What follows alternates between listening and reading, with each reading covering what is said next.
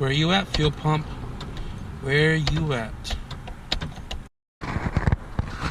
They didn't have any more 308 rods that I always used, so I'm trying to go to a different place to get at least a pound of it, but my car want to act brand new.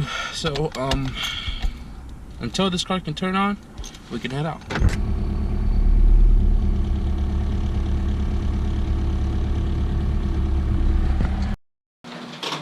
So I came home to grab the keys to the CRV and put that hunk of junk back where it belongs.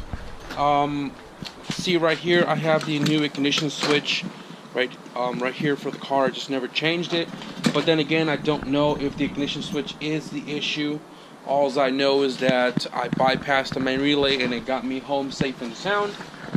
And I'm probably gonna have to go through my book, figure out what exactly is wrong with the damn car, but I'll do that probably later tonight or another day.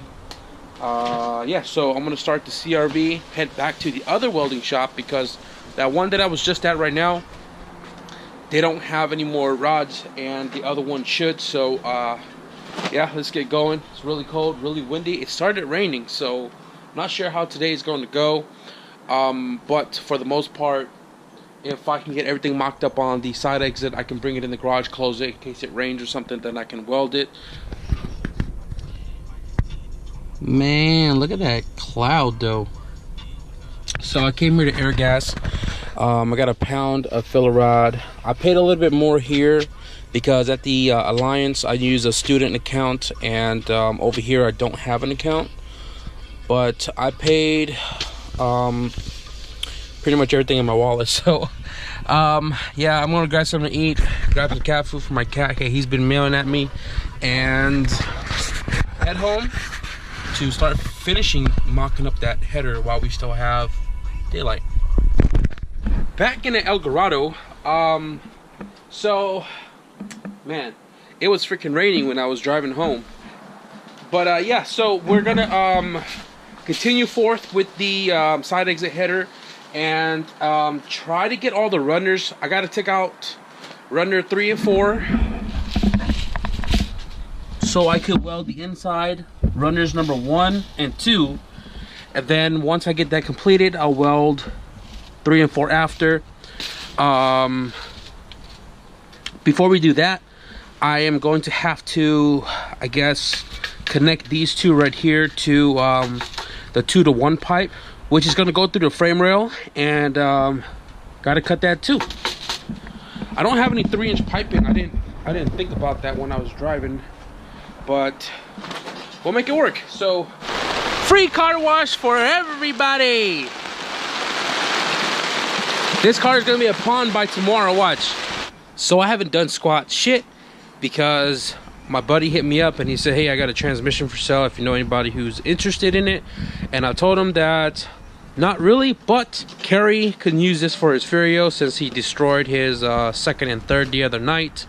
And I told him that I'll buy it as long as I can check it out first. And I opened it up, I counted all the tooth. It is indeed a GSR transmission. First to fifth looks solid, other than reverse right there. Some of the synchros are slightly rounded out, but not like, you know, fully rounded out like the reverse here. But this came out when I opened the case, therefore obviously I need a new synchro spring. Found out that that one came out right here, and I was texting my friend to see if he has any spare ones lying around so I could snag one. If not, go to Honda, snag one. Should be fairly cheap, and then take apart this to reinstall the synchro spring, and then clean it up, clean the magnet, reseal it, and then pay my buddy for it so I can have it on deck for when Kerry can afford another transmission. I got one for him and a GSR. But yeah, so what I'm going to do is I'm going to move it on my red card. I already cleared it out, covered it up, push this off to the side so we can continue forth with this. And what I'm going to be doing right here is I'm going to be cutting a square rather than a circle because I want to replate it. When I cut a square, I can just cut square plates and then weld it in place, so it's not like just an open frame rail, and I want it to be fully enclosed. If I go turbo, that hole will be nice for me to make a 180 bend, U-bend to the turbo compressor, rather backdoor, because it's too jam-packed right here already. But we'll figure that out once we do go turbo. So I'm gonna move the transmission and get cutting.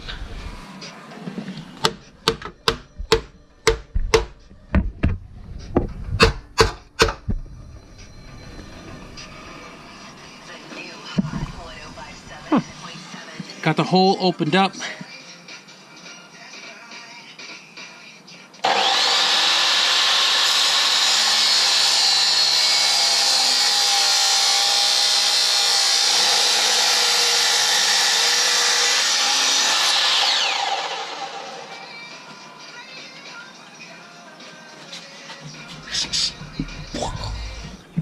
So I found this in the bottom of my tool chest here, and this was originally my up pipe for the wagon when I went K-turbo.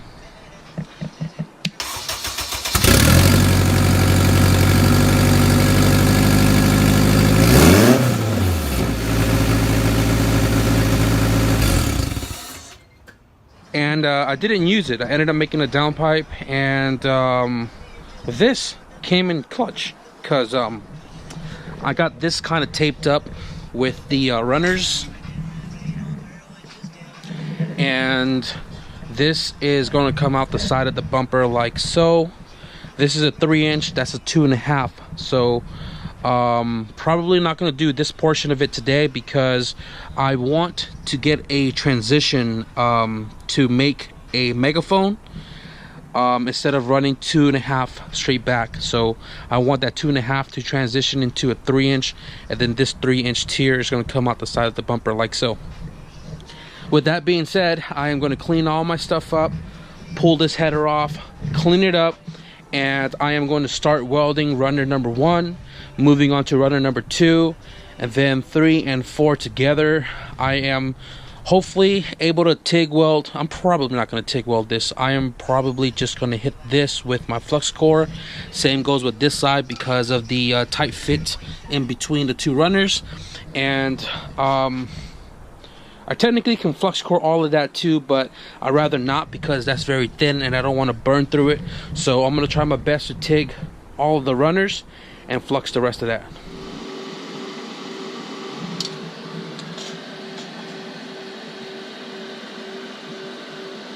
It's funny, I'm actually using a MIG welding wire.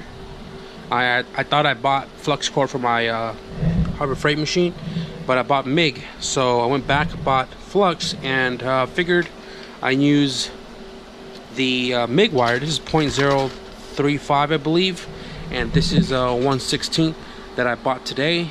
This requires a lot more heat to melt. I mean, I've had success with it before, but this is thinner and cheap, and to crank up the heat to melt that, I was burning through this. But I am going to be using it to fill in some like gap spots like this guy right here. Otherwise, I am going to be using the 0.035. It seems to be working out just fine, and I am just going to plow through this real quick. Let me give you guys a quick little update here. Got that one, that one, that one, that one, that one, and that one, and that one all welded up all the way around. And I skipped around so that way I'm not warping the metal. And I am surprised how well that duct tape is working.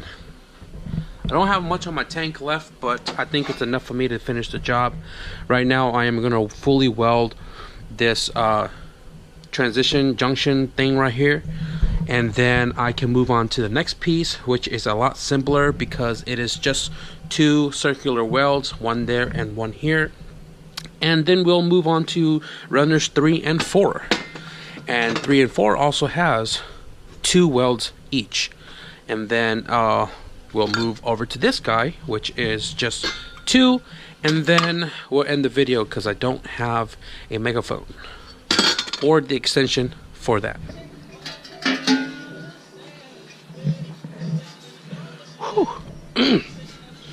So I almost ran out of gas. Here's the side exit, all welded up. Down here is our flux core. I'll clean up all of those spitting flux tomorrow. This is all welded up, front side, back side. The transitions are welded up as well because I don't want them to be you know, coming loose. But then again, the bolts and everything's all smushed anyways. So slap this on real quick for you guys, show you how it looks. So there you go, guys. That is my custom B series side exit header for my H, using a beat up tri-Y. Boom. All I'm gonna do now is get a cone style 2.5 to 3 inch transition to make a megaphone to a teardrop out the bumper, but that's gonna be for another day. So that just about wraps it up for this video, guys. It is late, it is cold, it's looking really good. Hopefully tomorrow we can slap the intake manifold on after I bought the gasket and start buttoning up this car. So possibly starting next week, guys, I am going to revert back to my 3 videos a week. I feel like I get more done not having to pick up the camera so often to, you know, record everything for you guys. But I'm gonna give it a little bit of a break because I think I've been on a pretty good roll of daily vlogging. So with that being said, guys, I hope you enjoyed this video. Click that thumbs up if you guys think the header is pretty rad, being that it was made from scratch. If you guys want to see more progress on the CRX, definitely hit that subscribe button. Again, thank you guys for watching, and I'll see you guys in the next video. Peace.